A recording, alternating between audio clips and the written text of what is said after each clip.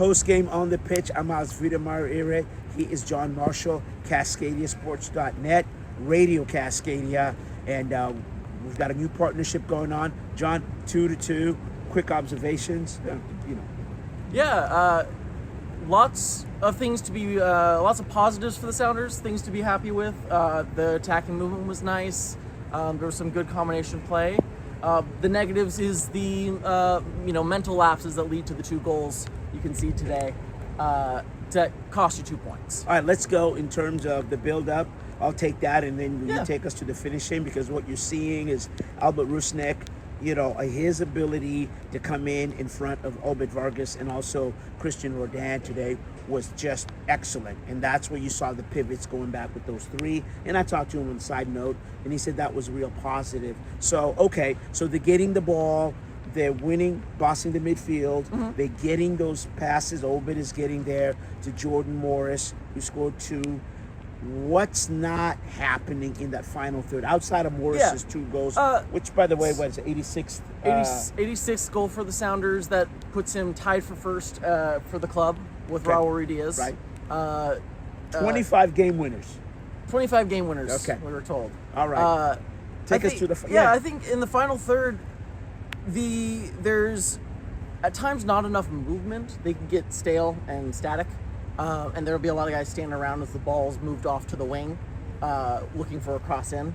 And when the Sounders had most success tonight is when they're moving the ball quickly and getting quick crosses into the box with guys crashing near post, another guy crashing far post, and ideally having someone to run to the penalty spot, which I think is one thing they didn't do well enough today.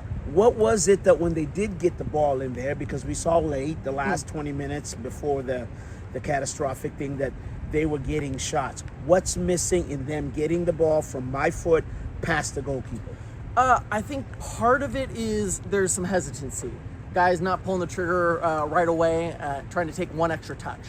I think if that confidence can grow with this team, and guys aren't afraid to just let shots fly, I think we'll start to see the ball hit in the back of the net more frequently for this team. Okay, and you saw that in the first goal. Yeah. When Georgie first time touched it over to Jordan Morris on his first goal, no hesitancy. So there's a little bit of thinking too much in there. All right, so we've got that. What about closing out games? Just in terms of what needs to happen. Are the wings backs pushing up too much? There's a couple different things that leads to the second goal being conceded tonight. Part of it can be that the Sounders were pushing a little too hard for the third goal. Schmetzer mentioned, he did make a lot of attacking subs looking for that third goal. So, in hindsight, could they have played more defensively? Could they have played more conservatively to try and hold on to the lead? You can be critical of Schmetzer for his decisions to go for the third goal instead of playing for the lead. That's one thing. Okay, so let's do this. Let's hear from Brian Schmetzer and a couple of the players in the locker. We'll start with Jeremiah front row. Miles, we'll go to you next. Yeah, I guess we may as well start with the obvious. 2 points dropped. I'm assuming you're gonna say there. What did you see on the equalizer? Well, 2 points drop or it's a loss. How about that, Jeremiah? Whatever happened with the referee, the throw-in, not throw-in, we still had a chance to close the game out. It's sloppy play. Sloppy play by the top two center backs in the league. Jackson in the beginning, Ymar not getting back to the spot. So individual mistakes happen. So they've won us a lot of games, but they could have done better in that moment. Okay, we'll go to Miles and Jada. Yeah, Brian, I'll just go to the other end. What's the balance between trying to get that extra goal and also maybe trying to kill off the game? Do you look at... You could have given Jackson and Ymar a pass if we would have been up 3-1. Your point's well taken. We had enough stuff going in that direction. I thought in the second half, we pinned them back. They didn't have anything. I don't know what our expected goals were, but it must be pretty high. But we just didn't have that final little bit of quality in there. I mean, Obed, a little give and go. I mean, we had a lot of really good tacky movements. But you keep a 1-goal lead, you're playing with fire. Jeff? The players aren't perfect, they're gonna make mistakes. It happens. What I would say is that, you know, those two guys, again, have been excellent for this club. And it's a team sport. So you take Maz's question and Jeremiah's question and your question, you bundle it all up as a team sport. And, you know, maybe my substitution, maybe I should have subbed the guys in there earlier. Maybe, you know, because Ariola came on and had a good spell, you know, where guys getting fatigued. Maybe I could have done something. But, you know, it is what it is.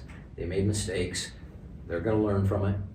We're going to learn from it, and we're going to move on. He's been a fantastic person, a fantastic player for this club.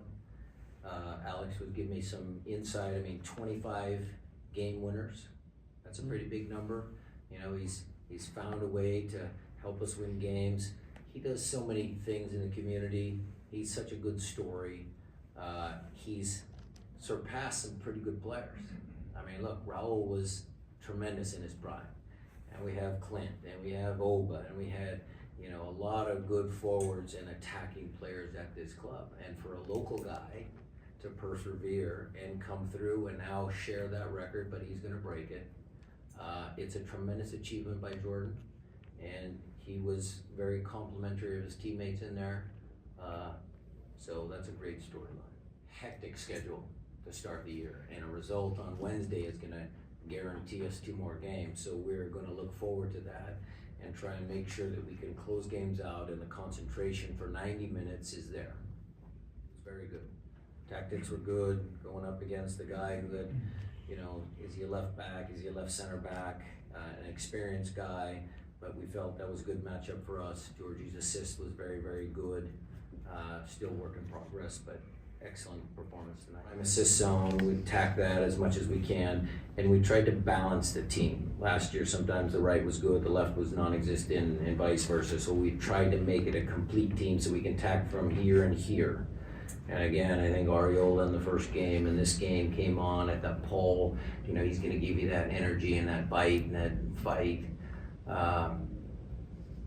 So I think we're close. We're getting closer. We're gonna have to, I think, tap into our depth because it's not going to get any easier. We've just come back from Guatemala. We had 1 day of training. I mean, you can't even train full. And I think especially when you're just kind of starting out, maybe you want a little bit more training because you can, you know, work on those mistakes that we just saw today. Having games come really fast, there's not much room for error, not much room for training. But I think we're blessed that we're in so many competitions, so many opportunities to win trophies. So no complaints there. I mean, obviously that's a huge honor. Looking at the other names on that list, a player like Raul, to be a kid growing up here in Seattle and playing for the academy, being a fan of the team, to kind of put my name in the history books like that is a huge honor. So I think it's going to take a little while to, you know, set in, especially after a result like this. But yeah, it means a lot to me, means a lot to my family. It's a cool moment. So on that play, it looked like there was some disagreement over who the initial throw-in came off of. Did you think it came off the defender? Yeah, it did for sure. I mean, I flicked it, hit off their center back. I mean, I even talked to him after. He said, yeah, for sure, it hit off me. And, you know, in the end, it's the ref's decision. Things happen. It's not an easy job being a ref, so we got to be cleaner. That's, you know, we had some opportunities to clean things up, but it is frustrating. When you look at the whole, you know, you guys created a lot of chances. You obviously scored a couple goals. You didn't give up a ton of chances either.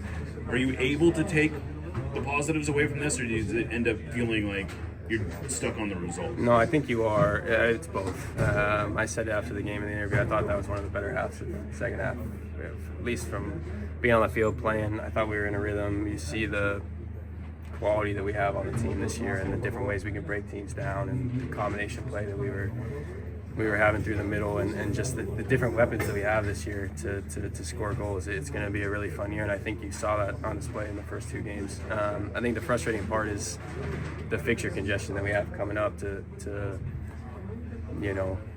we saw it last time we played in CCL and went far in CCL, how hard it is to come back out the other side and play an MLS season. So to get off to a good start tonight was important, and so I think that's what's frustrating. But yeah, you look at the positives as well and see all the good things that we created, so we can build on that for sure. Jordan, in your attacking, the common denominator seems to be players running into space, and obviously the goals you're getting. Can you just talk about the confidence that you're having in terms of knowing when you get to that space, either Obed or Christian, they're going to give you that ball? Yeah, I think we have a ton of guys that can play that final ball this year, which is going to make a huge difference. Obed, Christian, like you said, Albert, Jesus has so much quality in the pocket when he turns, and he can play those final balls. You have willing runners in behind. Adding a guy like Paul Ariola likes to run in behind, even from a wing back position, is going to be so dangerous going forward. Jesus likes to get in behind. So like I mentioned, there's so many different guys they can be dangerous and create chances for us. It's going to be fun. It's going to be a fluid team that's interchanging a lot, and just a lot of quality. You guys have used a fair amount of different formations in the last couple of games with Antigua and here. Do you have a sense yet? In the 2 games, it's just different personnel, I would say. With Georgie, he's more of a wide player, and so it's more him isolated out wide with Alex being in the pocket. Similar formations, just guys in different spots, I guess, based on who's on the field. So I think both games we created a lot of chances and scored 5 goals over 2 games is a good thing to build on. So we worked a lot in preseason on this new formation that we're playing, and I think we're doing well with it. How smoothly do you feel so there you go. You heard from Brian Smetzer and Stefan Fry there. So absolutely, John, Smetzer, as every good coach, owned up to it and everything else. But all right, what needs to happen now between now and Wednesday, because it's the second leg against Antigua FC and they hold a 3-1 lead. Yep. Do you need to make any changes here? With the schedule congestion that the Sounders have this season, I expect there's going to be a number of changes from tonight's lineup to Wednesday's lineup. I would think 3 or 4 guys for rest reasons will probably be with a 3-1 lead, probably come off the bench. We'll see if Morris goes 90 minutes. He's played in, correct me if I'm wrong, he played 90 in Antigua as well. Okay, so who are you resting? Morris? Who else are you resting? I would think Morris would be one guy I'd look at giving a rest, possibly Christian. Obed's another guy, though he's young. He has played a lot of minutes so far in the 2 games early in the season, so I think he's another guy that could potentially see rest. Are you making a change in the defense? Yes or no? I would say no at this point. I don't think that there is any reason to panic as far as the defense goes. For majority of the match, they were very sound at the back. I disagree. I think you need to make a change. I think you sit Jackson Reagan for a second, and you put in Jonathan Bell. I think that would be a fair change for Spencer to make as well. And not a harsh, not from a harsh perspective, but so that way he can see the game a little bit, because I'm a Jackson Reagan believer, and he continues to grow and grow. And I think this, again, is one of those moments, because we saw that against Portland when he came out here a couple of years ago, and he got the red card, you got a yellow in the first half. They go to second half, he comes down and gets a yellow right here, and Portland beats him. So I think this is from good to great, and I think him sitting down a little bit, or maybe coming in the second half, would be good for him from a mental perspective.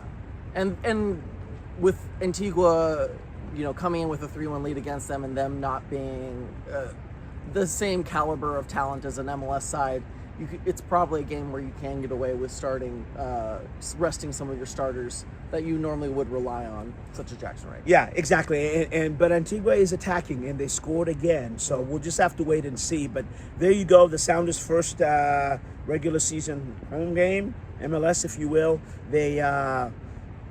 Jordan Morris gets 2 goals, but the Sounders, give one up late, which obviously consternation to the coach and the players, and the mood in the locker room was, ownership and things like that. We'll just have to wait and see if they make the change. So thanks for watching. Thanks for listening. Again, from John Marshall Mas Vida Mara Era, Cascadia Sports.net, Radio Cascadia. Thank you.